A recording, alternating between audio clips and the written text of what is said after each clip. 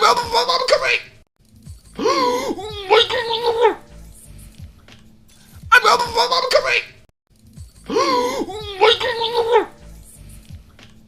I'm coming!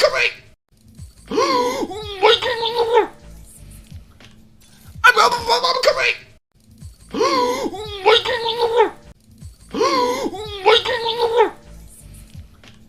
I'm coming!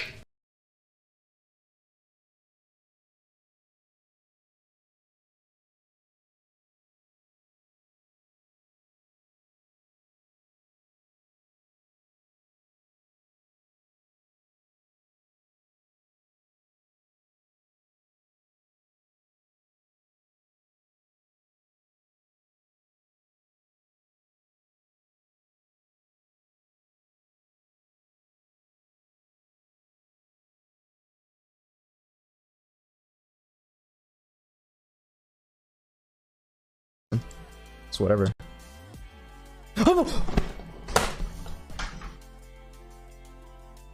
I'm done. End stream. What the fuck?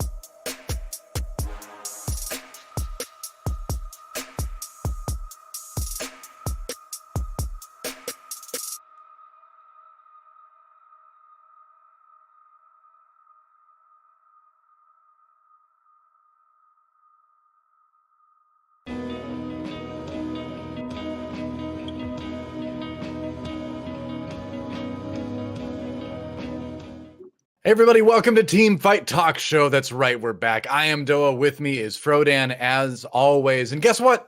We have AsianGamer5 joining us. Recent top tier player in a lot of tournaments, known Zed abuser. But he's here. He's willing to talk to us about forcing comps, about the meta. It's gonna be great. AsianGamer5, how you doing? I'm great. Thanks for asking. And how about you, Frodan? How you been? I'm doing well, you know. I thought it was Asian. I wasn't sure if it was a 5 or the 5 was supposed to be an S. So it's like Asian gamers, and it was just like you were beaten by Asian gamers type of. I was confused. Funny username. Like I wasn't sure about that, but glad to have him because you know he does have like a pretty interesting background, and I want to get to know him a little bit more, and also talk, of course, about all the spoilers for Set 4.5, the mid-set expansion. Some of the stuff we was released this week. It's gonna be a really good time.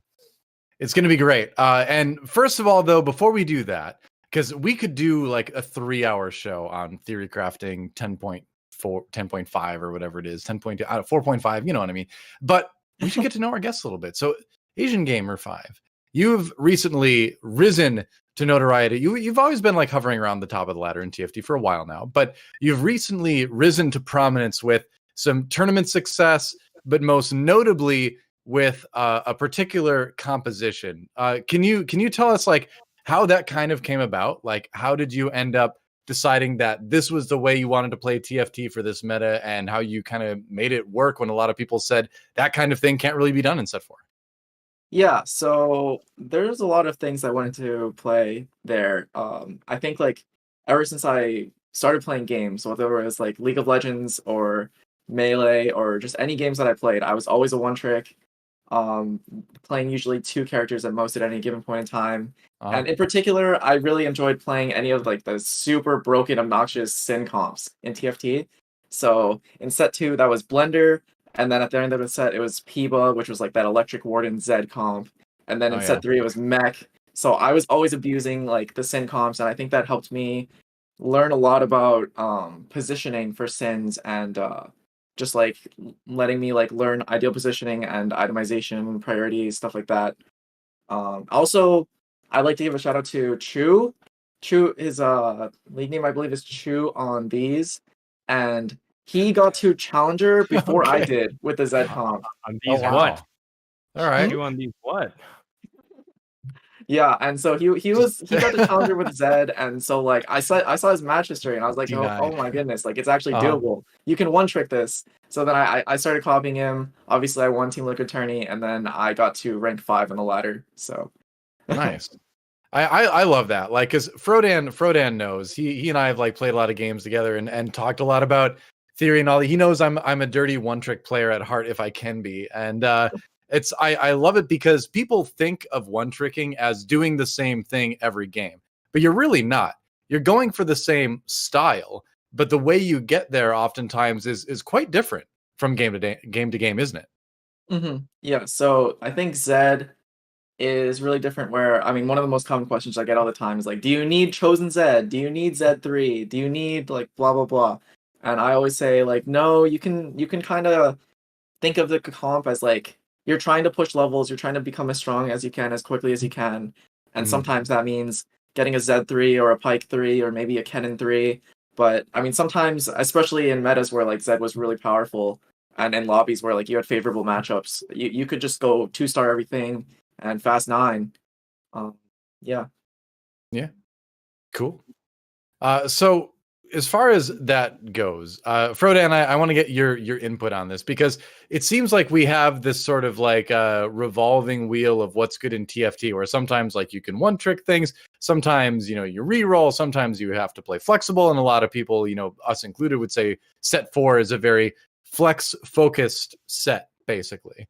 But I think it's great where in a very flex focused set you can still find those one trick opportunities. But what's your opinion on that? Don't hold back.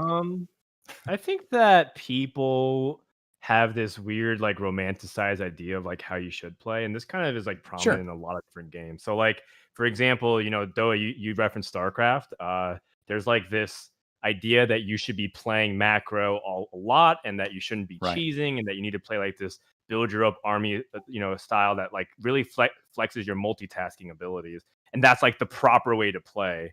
Sure. You know, Asian Gamer brought up Melee, and that's a game that I love playing too. You know, there's like this expectation that you're supposed to like not use certain cheese strategies and just like, you know, kind of let your opponent recover and beat them in neutral and like do all these different kinds of things. And TFT is the same way. There's like this weird expectation where like if you learn how to play one comp to complete mastery and proficiency, you're not really well respected compared to some other players who like apparently go in with no game plan and fly by the seat of their pants.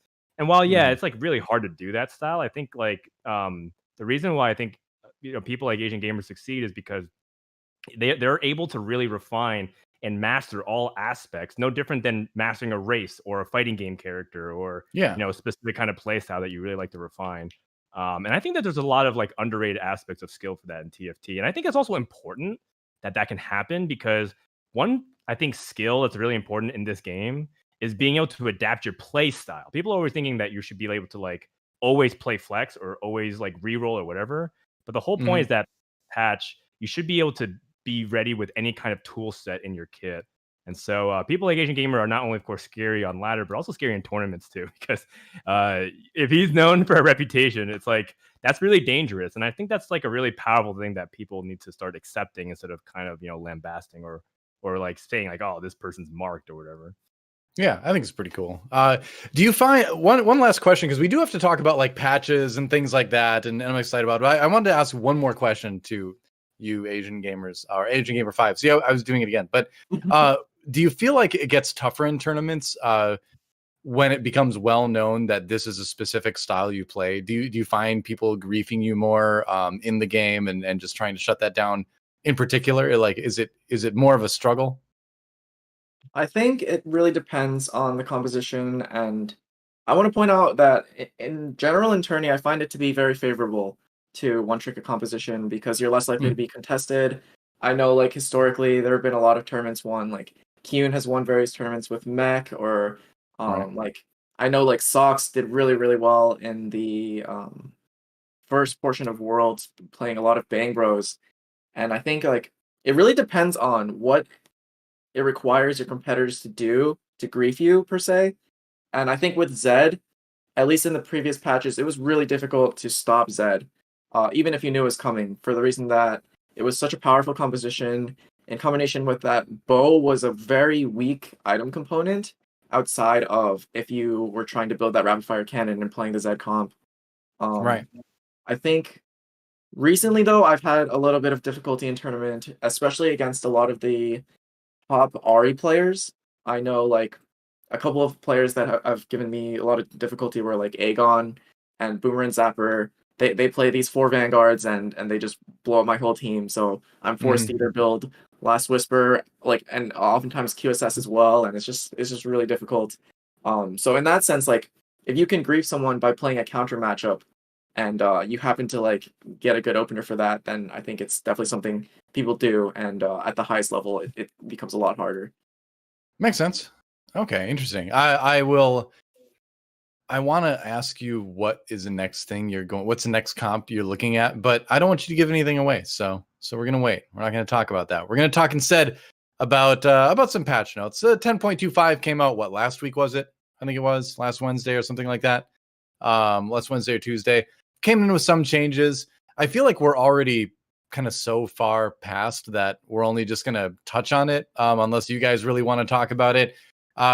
I didn't get a ton of time to play right before this patch. So for me, I'm coming back into it right now and I'm like, oh, this is just the way the game is. And I've been, climbing with it. But what do you think as far as the patch goes, AsianGamer5, that really kind of stood out? Because Zed, was he nerfed like in 2.4?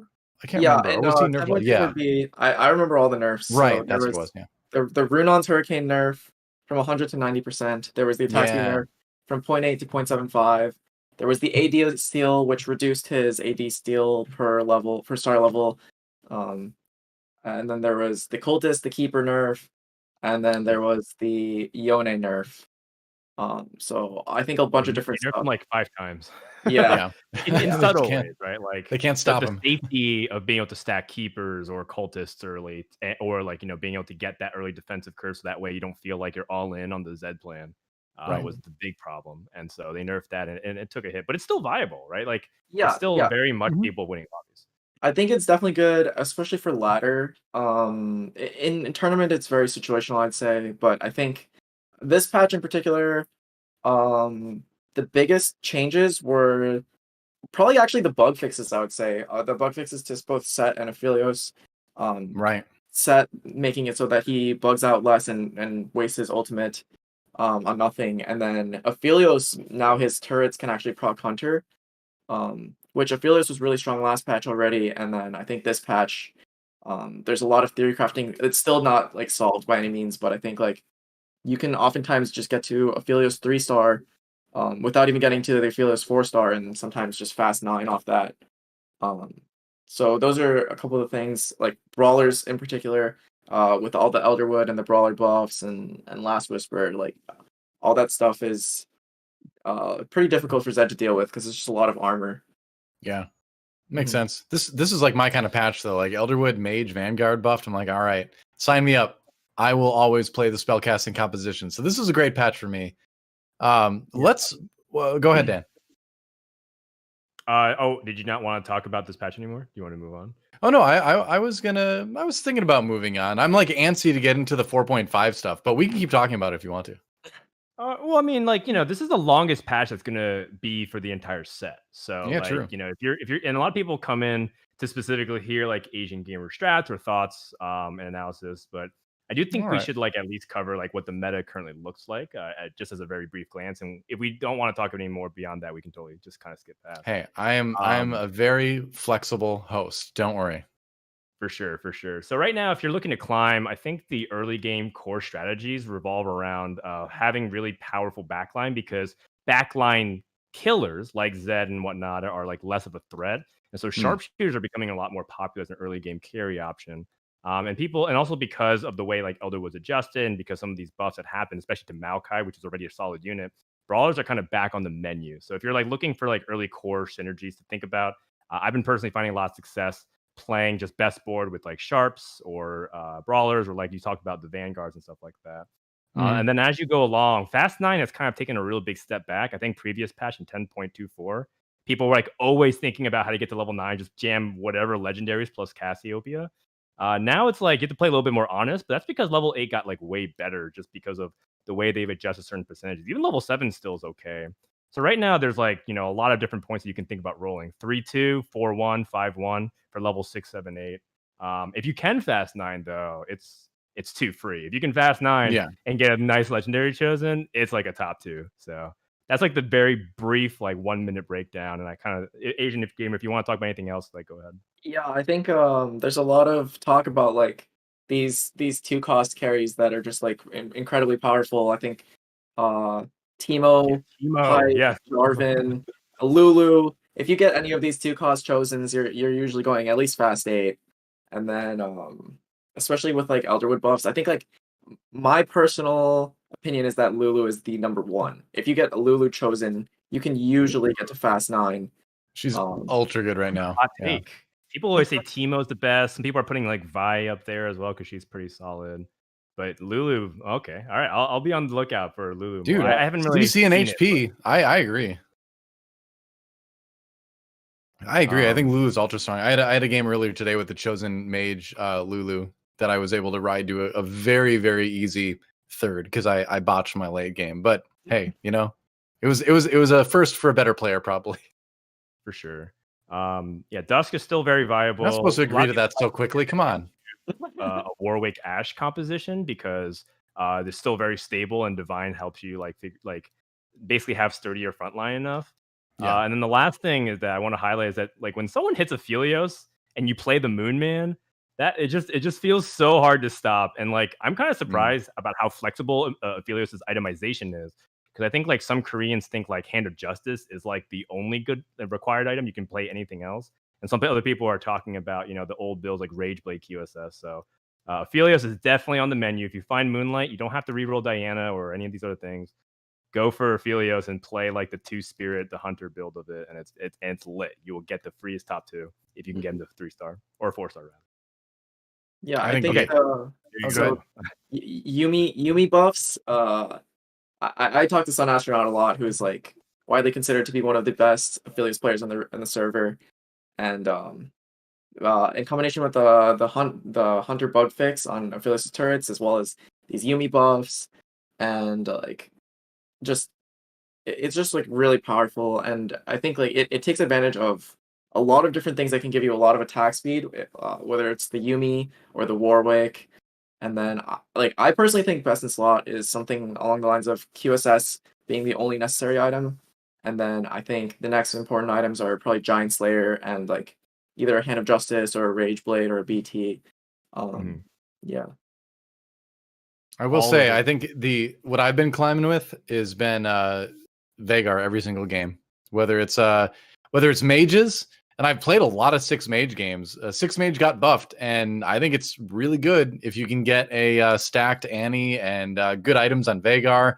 You can at least top 4. It's probably not a number 1 comp in a lot of lobbies, but it's a fun top 4. And the Elderwood version obviously is far superior and definitely something you can top 1 with many times. So that's been something I've been playing a lot of, which is great. I feel like I'm back in set 3 where I got to play Star Guardian Sork every game. Now I just get to play Veigar every game.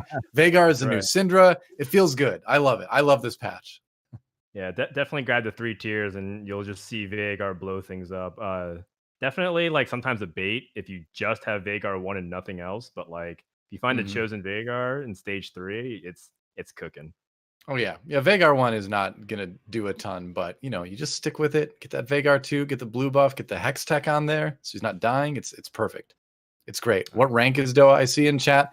Currently, I'm on the account I'm spamming Veigar. I'm Diamond 2, so we're gonna ride that all the way to Masters and beyond. I've got another account I play Flex on that's in Diamond as well, but that's not a very big flex because it's only Diamond. But I digress. Are you guys ready to talk about set 4.5? Yes. Hell yeah. I mean, all right. Thanks for like stalling a little bit because I know that we want to talk a little bit about the patch, but I'm excited. 4.5, some of the spores look really cool. I mean, that's the thing. Let's take a look at some of the stuff has been announced. Some of it has not yet. Some of it has been unconfirmed / leaked / maybe intentionally leaked / maybe it's true, maybe it's not, but it seems true. Here's a tweet from Mort expanding on the champions that are going to be removed. 20 champions removed, actually, which is pretty cool. I like big shakeups like this. I will say Dusk was one of my favorite comps to play because Riven is just a fun champion to use. And it was fun to do like the Vayne Jhin stuff. But I'm kind of glad that this is being taken out in favor of some newer stuff. But what do you think, AsianGamer5, when you look at some of the changes? And have you seen the unconfirmed changes too? I feel like it's safer to bring those in because 2 of the things that are on there have been confirmed now. So it's looking fairly legit from what we can tell. But what's your opinion on all that? Yeah, so I think the leaks are totally legit. I don't see anything that's contrasting with information that we've seen.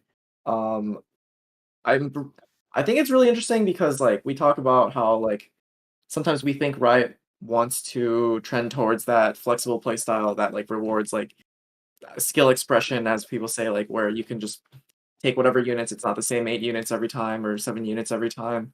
And I think of Dusk as being pretty similar to what we had with Kale in set 3, where everyone was like, oh, Kale is like the picture of like the flexible staple where you can just build any like strong team, put together a bunch of good units, and this will be your carry.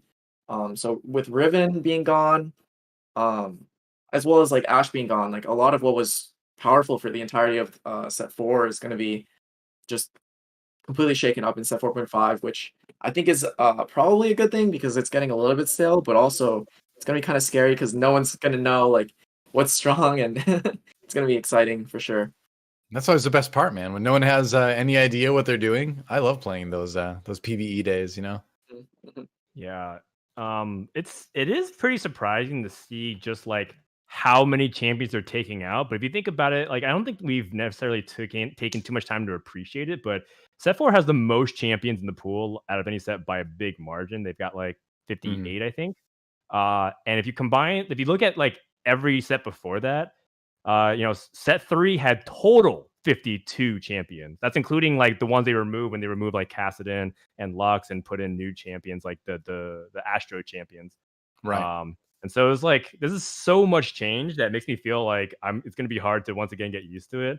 But some of the synergies that they're taking out, I think, are good, because Shade is kind of like a cheese mechanic, in my opinion. The drop aggro feels like so useless, only just for a defensive trait, except for Zed, right? Zed's like the only one that really makes Shade feel good.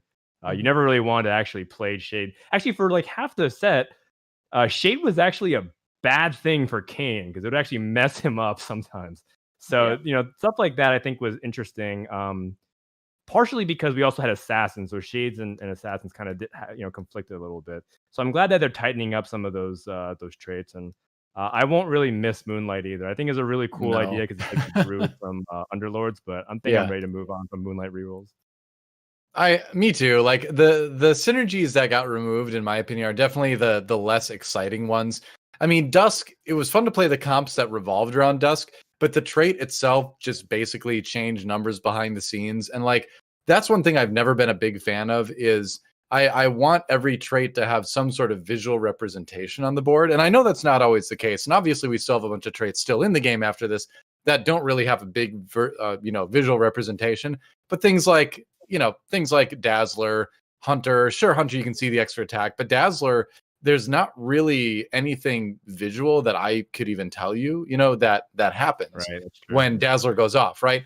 And it just, it reduces AD, which is not the most exciting thing in the world. So I think it's a combination of traits that were a bit problem causing in terms of balance and traits that just weren't that interesting that they're getting rid of. And I think overall, I'm pretty psyched with them going out. But let's take a quick look at some of the new stuff that's coming in. They've announced 2 traits officially, which are Slayer and Executioner, which is kind of funny because I feel like they're kind of synonymous almost, where it's like Slayer and Executioner. You're both like offing people in very dramatic, aggressive ways. But Zed, of course, is now not Shade anymore. He's going to be a Slayer. Slayers deal more damage to low health champions and gain lifesteal. On the Executioner side, I'll throw that in too. They crit low health enemies as well. So it's interesting that we have 2 traits that revolve around low health enemies. What do you think about that, AsianGamer5? Yeah, so I mean, it's gonna come down to always it's like a numbers game with TFT where we don't know like what a lot of these champions' abilities are even gonna be. Yeah. Oftentimes, like units have certain synergies with their own synergies, if that makes sense. And so if they're, I'm sure there's gonna be a few things that are gonna be overtuned and a few things that are being undertuned in the new set. But I mean, I think this synergy looks pretty exciting. It does seem like one of the more interesting synergies that I've seen. So. I'm hoping that this is going to be the comp that I get to play, so I get to keep playing Zed. It's certainly possible. Yeah. I mean, think about Predators from set 3, right? Or set 2, I guess. Yeah. So, it's really interesting to see how this works because it could be one of those things where like visually Zed just stays alive like over and over and over. And he already kind of did that for different periods of time. So I am curious to see if it works well because when Zed, like some people put like Hodge on Zed and he rolls a healing, it's like, wow, this is like an unkillable unit. The RFC Hodge rolling heal, and I'm like, oh god. So maybe it's a little bit of what's to come if he has built-in lifesteal. Well, it's gonna be really weird seeing Zed not jumping to the back line. So that's true. That is true. Yeah, maybe he'll just still want RFC and become like a ranged. Just like a like an Ash, like Maybe, yeah. Or he's like the new Lee Sin, right? You go RFC Runins and he just sits in the back and spams people. Yeah. And never dies. It's true. I don't think that's ever happened actually. I think Zed always been a person that jumps at the back? Because he's been in every set. Yeah, I think so. I think so. Because he was, what was it? Was it Assassin back in set 2? I mean, he was lightning, like electric summoner assassin, and he was a legendary unit. Right. Yeah. I'm pretty sure he has. It was interesting that he was electric, though. That always threw me. I guess it was the skin. That made sense at the time. Yeah. What's also really interesting is like what they're trying to do with some of the mechanics that they're bringing back. Like Executioner basically is Valkyrie from set 3, and Valkyrie was the effect that was on Kale and Misfortune and Kaisa. And I think that definitely was one of the harder things to balance, and actually became one of these things where like when they were really good, Misfortune in particular, and Kaisa, it was like really impressive. Kaisa wasn't really important for the Valkyrie. She was like more the demolitionist spat, is what made her problematic. So I'm curious from Mike and what he thinks about like if we think like these kinds of mechanics. What's your opinion on them when they're being reintroduced here? Oh, I'm probably not the person to ask because I generally really enjoy when there's like one really frustrating mechanic for the rest of the player base. Like if I could bring one thing back from any TFT set, it would 100% be the fact that Blade Master Nocturne was a comp with perfect synergies, but on top of that, it was bugged, and that was what made it so beautiful. But okay. You're like the if we were going by D&D alignments, you'd just be like chaotic evil over there, I think. For sure. It's probably more like neutral. He doesn't really mean any harm by it. It's just more like it's just strong, so he's just gonna play it sounds like he's taking joy in the suffering of others, Dan. I don't know. Fair enough. Their LP loss is his gain. I mean, I bring back Yordles, so maybe I'm not so far away from that. That's even worse, dude. Dodge mechanics. Thank God they made RFC better again to make sure it can't be dodged. That's so true. There's also some other like unconfirmed changes that's kind of been speculated. And I think as a podcast, it's not an official source, so we should say that first off. Yeah. But there's been more traits that's been revealed that could be out there based off some of the leaks. So one of them is Dragon Soul, which is like a really interesting like way to bring Darkstar back, where they basically stack the highest ally of health and then gives them an extra boost of damage. I don't know if I guess we're going to show any of this on the screen. If not, then maybe we don't have to talk too much about it because it's kind of hard to hear it and then not actually. Yeah, I don't know if we have that loaded up. We were like really leery about showing talking about it because it is unconfirmed and we generally kind of want to lean towards confirmed stuff, but it's where two traits have been officially announced and they were traits with the same thing that is on the leaked quote unquote document. I feel a little bit more comfortable talking about it because it seems more plausible. But yeah, without seeing it, it's on Reddit. You guys can go find it there. But as far as ones that are unofficial, Blacksmith looks really interesting with Ornn, where he doesn't really fight. He just makes an item and then gives it to someone. That if that ends up being true, that'll be pretty neat. Oh yeah. So it looks like So we could just say like what's some of the big broad strokes. Then looks like Ornn might come as a legendary to kind of create items for your allies. For people who are fans of Set 1 Kaisa, it looks like Samira might be fulfilling something of a role with that as another legendary. So these are a couple like the high impact units. Looks like some of our fan favorite champions are coming back. Nasus, Vladimir, Swain looks like he's kind of on there as well. So it's going to be a really good time to see some familiar faces as well as like which champions haven't made it in League of Legends yet. So I guess like we're going to just have to find out. I guess next episode we'll have almost all the information in the new year. That's right. Real quick before we move on though, what stands out to you? Anything in particular you're excited about playing?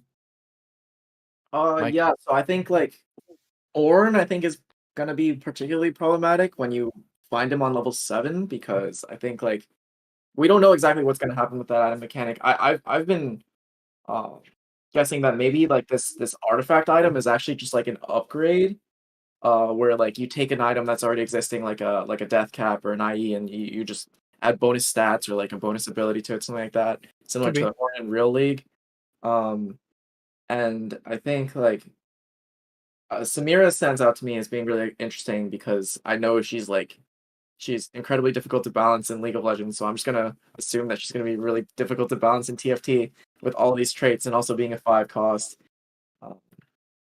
So yes, I will say that one other champion that looks like he may be on there again. It's unconfirmed. It's just like a tiny image. We don't know. Is Draven, and I would love it if Draven came back as a warlord as a carry. That would just be great because I missed Draven comps from Set 1. It was pretty sick. It would make a lot of sense.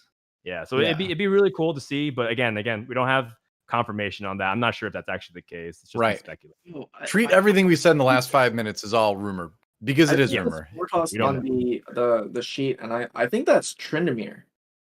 Is it? Yeah, I was gonna say I don't think that's Draven, but I'm not super familiar with it. Okay. I That's could well, be wrong. that's totally fine because we haven't seen Tryndamere in TFT either, so Yeah, it'd be cool to see what he's his done. synergies would what he's line done. up. Yeah, looks like Brand might be coming in as a one-cost mage, if that is Brand, I believe. But anyway, enough conjecture, enough theory crafting for now, or enough like guessing. But ooh, fabled. Anyway, let's move on to a little segment we like to call "Agree." Is the name of the segment. So let's check out our first question. Basically, it's very easy. We just have to say if we agree or not. We'll go down the line. There is no such thing as a perfect patch. We'll throw it over to you first, AsianGamer5. What do you think? Agree or not? I think I would have to agree. And that's because when it says perfect patch like that's it's very subjective, right? And I think Mhm. Riot is not only trying to cater to like the top players, they're also trying to do what's in their best interest and get the general interest of all of their players, whether that's like low elo or people who like exclusively play normals. And Yeah. so I think like what people perceive as fun at different elos is going to be different, and so it's impossible to make a perfect patch. Also, like I think the game could always like be balanced better. It's like anytime you like fine tune anything, it makes something else relatively stronger or weaker. So it's like unless you're like the perfect player, there's no way that you could create the perfect patch unless you have infinite amounts of time to play test like what board values and numbers of synergies and like go perfectly, and like because people have all different types of perception of like which boards should beat which boards, and so it's just like there can't be a perfect patch. Yeah. Frodan, what do you Yeah. think?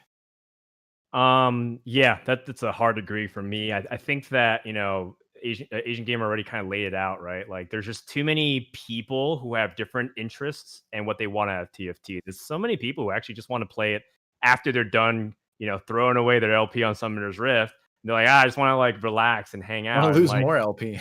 yeah, they don't care about like Yeah. what stage you're supposed to roll down. They just want to play their favorite champs, their favorite comps, and like kind of live the team fight that they wish they actually saw on Summoner's Rift instead of like the uncorded mess that is solo queue sometimes. And then you have people who are hyper competitive who say like, oh, this exact cycle is problematic. Only one comp, or it's rock paper scissors, or it's just too random. Everything's too balanced. There's no consistency anymore. And all this kind of discussion goes on. So I feel like the TFT game designers have done a really good job, all things considering. Maybe a couple patches like War Week or like the J4 patch from Set 3. Obviously, that's an exception. Never that again. But I think overall they've done a great job because I don't think there's anything as such a perfect patch. Yeah, I'm going to agree as well. I will throw in the 3-0 for agree because I think a big part for me is that like everybody has a different idea of what the best version of TFT is. Whether it's flexible, being able to force comps, not being able to reroll, being able to reroll, being able to hyper roll. Like everybody has different personal preferences that, despite what they may say, don't actually reflect on proper game design or balance. It is just personal preference. And so for that reason, just like the image we have on the screen says, there's never going to be a perfect patch because it's just not going to be perfect for everybody. Everyone's going to complain about like, somebody is going to complain about not being able to play in the style they choose, So Yeah, on that note, I think I agree. There's no such thing as a perfect patch. And in that sense, there doesn't need to be. So don't worry about it. Second question. The Fast 9 legendaries being the best comp is healthy for the meta. Asian Gamer, agree? I'm gonna say being the best, it's probably correct. Just because I think like generally comps that are harder to assemble should be rewarded for just being like more difficult to achieve. Um, and so like we talked about like 3 stars versus legendaries, and I think it's really dependent. Like I think for a long time we had the meta where someone would just have to like high roll and pray that when they're donkey rolling at 7 or 8 that they would get that 3-star 4 cost. And I think like that is a lot more luck based and less reproducible than this fast 9 where if you're just playing a stronger board than everyone early game and mid game, that you're able to transition that that skill, I guess, into a really powerful board that is going to be incredibly difficult to beat. I do think it's created an issue with Giant Slayer as an item in particular, where like a lot of these legendaries are over the Giant Slayer threshold, and so like if you're not building Giant Slayer, you're just gonna get completely stomped by them. And sometimes you can have a board that's significantly cheaper if you have like a Giant Slayer or two and be able to win against legendaries. Where it's like I don't think the meta should be so centered around that one item, but I think like legendaries and generally like I remember in Dota Auto Chess they had your board value always on the right side of the screen underneath your HP, and I thought that was really cool because it's like, That's oh, interesting. my board is worth $40, but it's beating this $70 board. Like that can't be balanced, right? Yeah. Yeah. Well, what do you think, Frodan? Yeah, I think that like as a general rule of thumb, it's important to reward people for progressing through the game. And like part of the problem that sometimes exists is that and actually for the most part of this set, legendaries were bad. And we kind of saw like a meta where they weren't that impactful. So all you were supposed to do was 3-star your 4-cost carry, whether it was Riven or Jin or Talon or Ghana, Right. etc. In order to actually win the lobby. And while those can be really exciting moments, that being the end game chase goal kind of creates this really binary, like, oh, I'm holding 7 or 8 of them, or my opponent hit them. And it just kind of creates this blowout, and there's not really actual incremental advantages to be gained. The fact that legendaries right now are good is actually really important because you're supposed to recognize what they're situationally good for. The problem is when legendaries are just ubiquitously good and you can just kind of slap in any of them and it doesn't really matter. On top of the fact that Asian Gamer pointed out something earlier, which is if you spike a really important legendary at 7, like a Yone 1 or even a Kane 1, sometimes that's enough to like just kind of completely shift momentum into your favor, and then you high roll the lobby, which is okay every now and then. You just don't want to happen too often. So I'm like a cautious agree here. I think like yes, but like this is a really dangerous thing to always accept universally, because there is a lot of risk and reward associated with Fast 9, which is proper, right? It's not just about board value; it's about the whatever 80 goal that's required to get to 9 now. That's also part of the investment. So I think it's a worthwhile payoff. All right.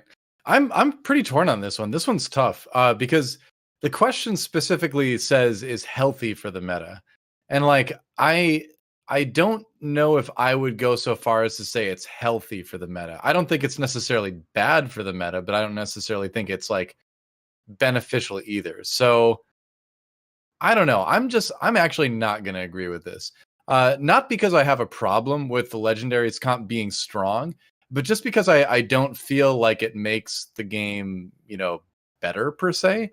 Because like Dan was saying, I think you can get into a situation where 1-cost legendaries can be like too good, And I think the sweet spot is where they're impactful, and really you should be able to, I think, take legendaries that don't necessarily have synergies with your board and put them in and use them in different ways where they're still going to be good, even if you don't share traits. I think that's good. But I do think it's really hard to like ride that threshold, right? Where they're good enough to do things like that, throw 1 or 2 in late game to kind of augment your board. And then maybe you go for a legendary comp, and if you hit 2 stars on a bunch of them, then they're good. But I don't know if it's necessarily healthy per se. So I'm gonna say disagree, or at least not agree, but a very soft disagree. I'm like right on the other side of I think where Dan is on this one. Now let's move on to our third one for the day. Mortdog carousels, all defensive items or all spatulas, all that kind of stuff are good for the game. Agree, Asian Gamer?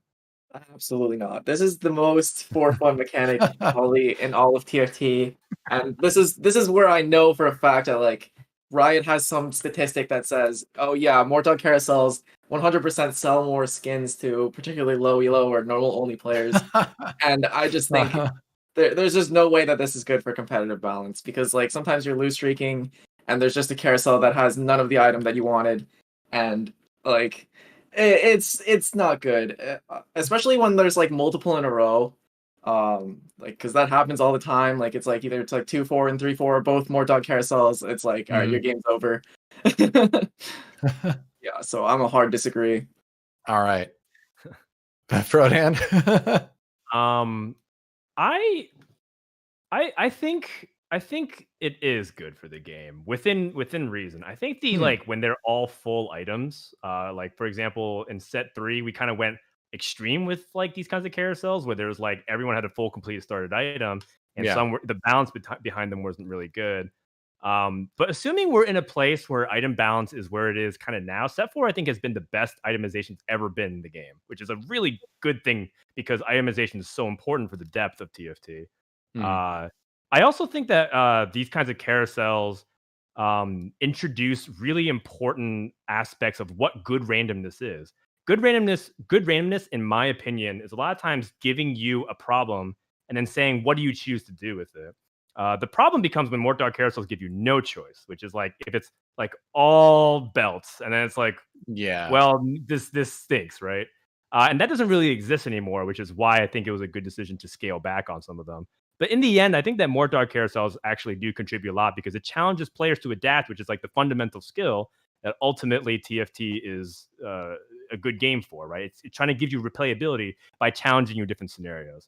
So it's a Hmm. little bit of a hot take, but I think they're good. All right. This is one I'm a bit torn on as well, which is, I've had games where it's like I know I could at least top 4, if not win the lobby, which is one item component specifically that I need. And it's like it'd be like a cloak or something. It's something that even no matter where I'm at, I have a good chance of getting off carousel. But then it's an all offensive items carousel, and you're like, oh, come on. So we've all had those very frustrating moments, but I feel like we've reached sort of a state in TFT now where it doesn't happen enough to irritate me. Like I know the irritation with that type of scenario has happened way less this set than last set for a number of reasons. But one of the big ones is one I think Dan touched on when he said that the item balance is pretty good right now. It's probably some of the best we've had.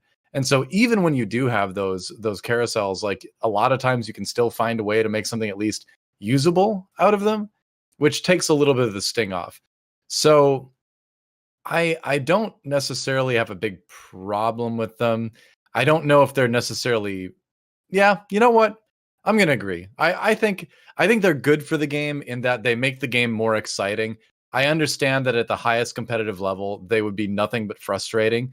But I think you have to look at it in a way that actually Asian Gamer mentioned earlier, where it's a holistic thing, right? Where it's like the vast majority of players aren't going to be competitive players. They're going to be playing it for fun, and that's not going to bother them, all that much, basically. So I think I was watching a video actually that Reynad put out about his game that he's making, and he had a video about random chance, and he said something really smart. I thought that he thought in gaming, and I agree with this, that randomness is good if it happens before the player decision, right?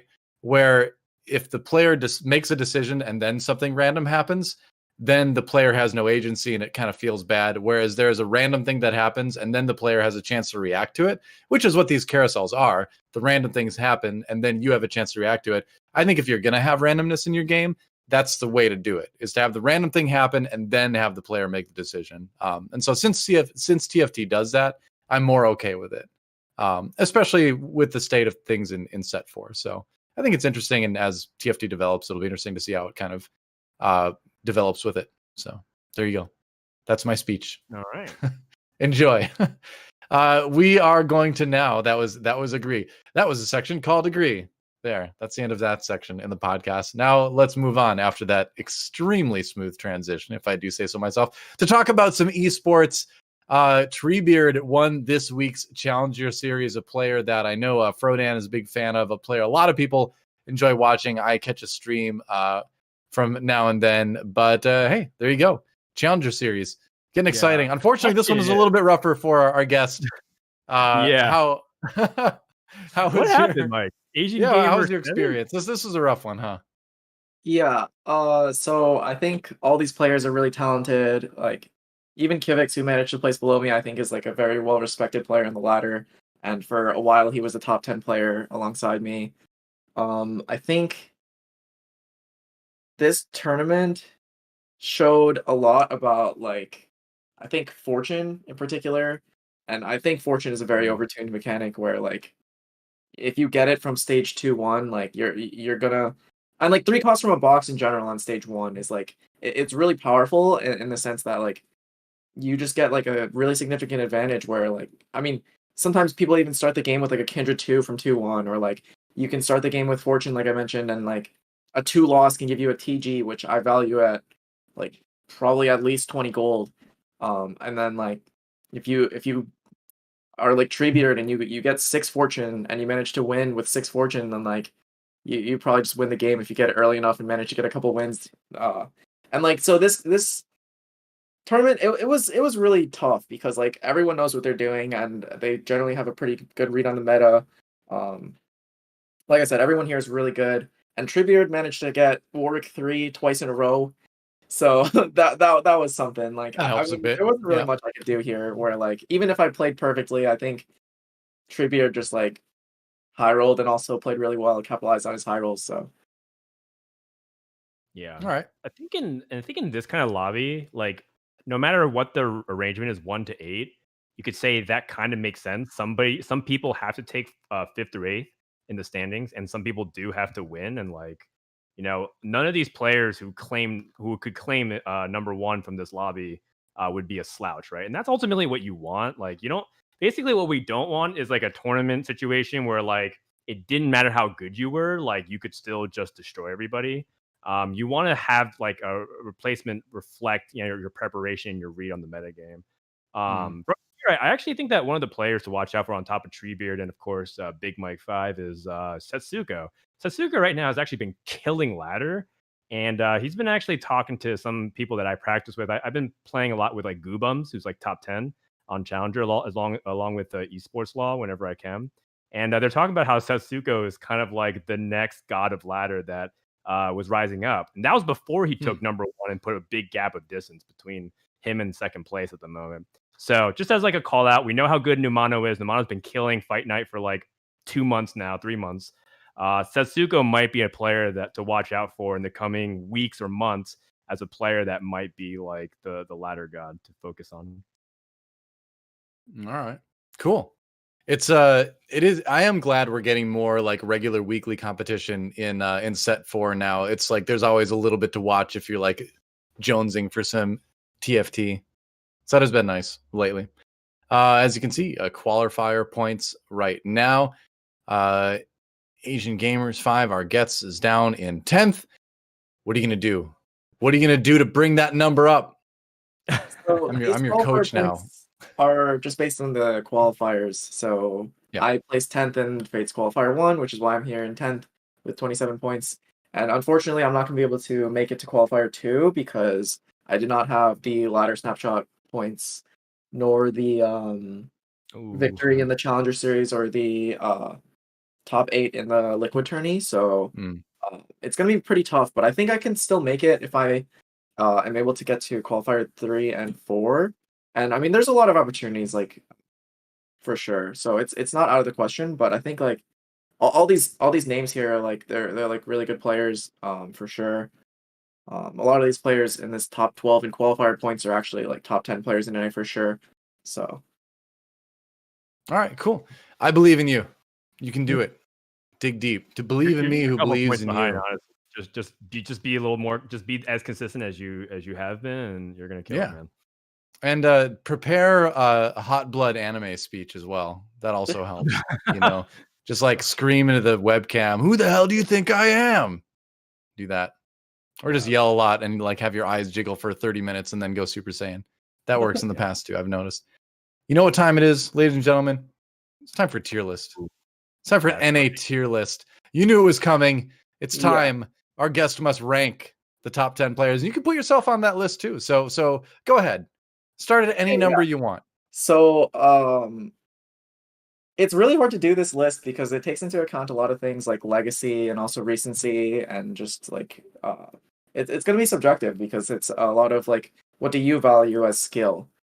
And so a lot of my list is based on tournament as well as like who I'm the most afraid of on ladder and just who I think is like some of like the most intelligent players in the TFT community. And I will say like there are some players that I think I might be underrating, some players that I left out in the list that are like really good that I just haven't seen play very much. So like I definitely don't think that this list is objective by any means, but You came So prepared. You pre-prepared your list? Yes, I did. That's got to be a Oh, first. Is that a first, Frodan? I don't think we've had anyone do that before. Nope. Wow. Yes. I appreciate the thought that went leave into it to the one trick Zed player to come in prepared, knowing exactly what he wants to do as his plan. Yeah. Okay. So Everyone else is like, I don't know. I'll just make it up on the spot. so my list goes Respect. Kyun, Spencer, Mismatch Socks, GVA, Aegon, Robin, Soju, Treebeard, Non-Tom, and Solus. I could feel our producer just like I could feel his brain exploding behind the scenes. He tries to write all this down. Okay, so I'll go slower. So like, let's start with Go top three. a little bit slower. Yeah, Let's yeah, go yeah. top So three three first is, and why. Okay, so Kyun, then who's Socks. second? So Kyun, Spencer, and Socks. Yeah. okay, and why those top three? Okay, so Spencer. Kyun has probably the most tournament success of any player. He recently started being more of a flex gamer. So first of all, like he's reached rank 1 in every set. And also he has good tournament success, and he's just like proven to be one of those players where like I really respect like all these like guys in the top 5 because they can take any comp, like even if they've only seen it played like once or twice, and they can play it at a top level. And Kyun is definitely that guy where like if there's any meta comp where like you're looking to play this meta comp, like he's gonna play it about as well as anyone.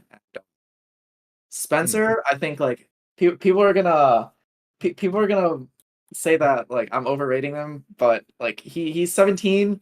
This isn't even his main game. He plays Genshin Impact way more than he plays TFT. For sure. Oh, he's a Genshin Impact pro. I didn't know that. All right. No, he actually just like he plays this game as little as he can because he's like he likes Genshin Impact way more right now. But like every time he plays, he just takes everyone's LP and then he just dips. And he's another guy where like even when I was like at my heyday with Zed, like I was still asking him for like his opinion on certain things because I think like even without having the amount of experience that I have on the comp, like he definitely knows some things that I just would never even like think about. And then Socks is really impressive to me because I mean, aside from being the highest LP, I believe like the number was like 1993 LP, something like that, almost 2K. He also plays a lot of his games on mobile at work and like has a full-time job, so he's definitely like one of the highest IQ members of the entire community. Yeah. All right. Yeah, what is with like young 17-year-olds who are just like prodigious at the game, but also like TFT is just their side chick? It was like Spencer's like that, Ine was like that. I mean, you have DQA who's also kind of a young gun too, doing the same thing. It was really funny. But I mean, DQA is like He's actually not as young as people think he is. I'm pretty sure he's like 21, which is like young, but it's not like the high schooler level. Yeah.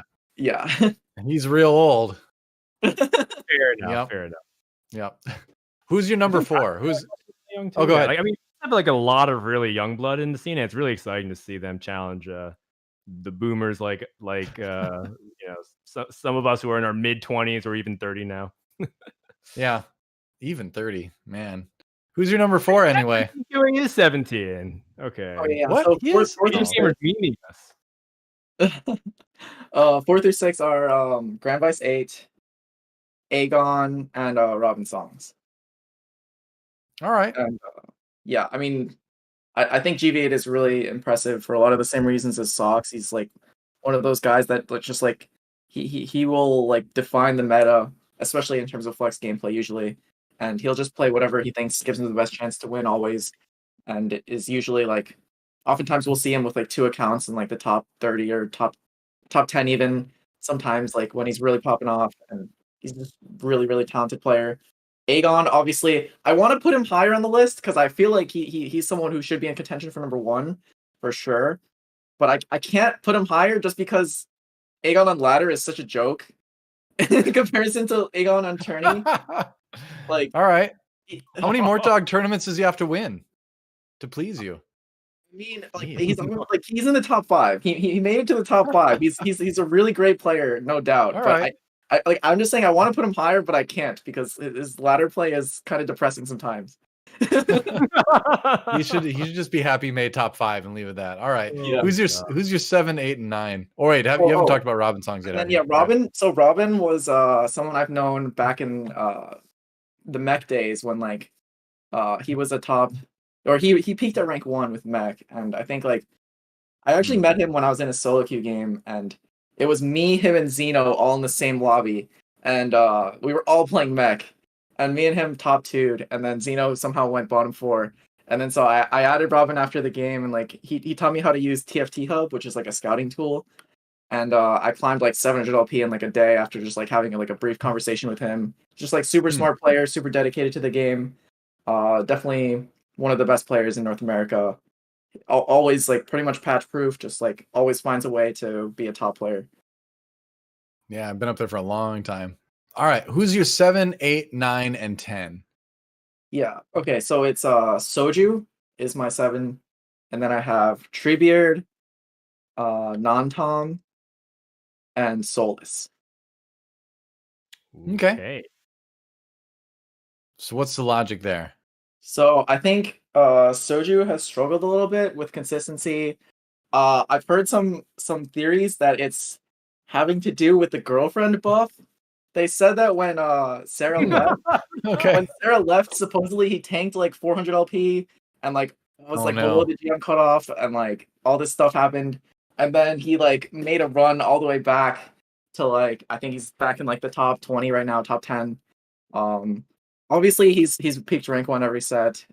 He's another like extremely talented player that like anytime he plays a comp, like pretty much there's something to learn there, even if he plays it a little bit differently than like the one tricks who played it. I've played it a million times. He's just really good at the game. Treebeard is another one of those guys where like he can either flex game or he can also be like renowned for being like the protector one trick guy who just does the same thing over and over and like masters it. So I think Treebeard like can do pretty much anything any of these players can do. Non-Tom is a guy that I'm putting on this list just so like everyone respects him so much. I actually haven't seen him play very much, but I know that like he's just like a really good player. He always does well on ladder. And then Solus, everyone knows Solus. I want to see Solus go back to his like competing for rank 1. He's been more of a for fun, like I want to get as many accounts into Challenger as possible, and like he's doing pretty well. I think he has a couple accounts in the top 30, but I think that it would be more exciting for me personally to see like how far he can push himself on the ladder. Makes sense. Yep. All right. Well, there you have it, Solus. If you want to move up higher on the list, you know what you need to do now. Yeah. There you go. I mean, what's more interesting is also even just like the people that he left off, but we don't have too much time to talk about it. But were there any other candidates that you considered bringing on this top 10 list that just barely missed the cutoff? Yeah, so the first one that comes to mind is probably Bertosaurus. He held rank 1 for a really long time, over 2 weeks, and yeah, definitely incredibly talented player. I think like I know M35S is really, really good. We mentioned Setsuko earlier. I don't know if like Numano counts as US because I know he's Japanese, but I know Numano is really good as well. Like there's a lot of people that definitely like could be on the list. I just probably don't know as much about them, and also like I want to see like more consistency because a lot of these guys are like guys that have been at the top for like multiple sets. So yeah. Okay. Cool. Yeah, it's tough because like I feel like as time goes on too, we have so many players that are good at specific things. And so that becomes part of the ranking too. It's like if you kind of favor that type of play style or something like that too. It's neat. I love the top 10 list. We've got to move. Well, this show's going to go a little bit long, but who cares? We love TFT, so that's perfectly fine. We've got a question from the audience that we're going to ask you here. And I love this question. I was thinking about skipping this, but no, I think it's a great question. I want to hear your answer for it. So PH Dan asks, what game knowledge or mechanic did you learn that made you feel like TFT really clicked for you in that moment? I think it's a very interesting question. I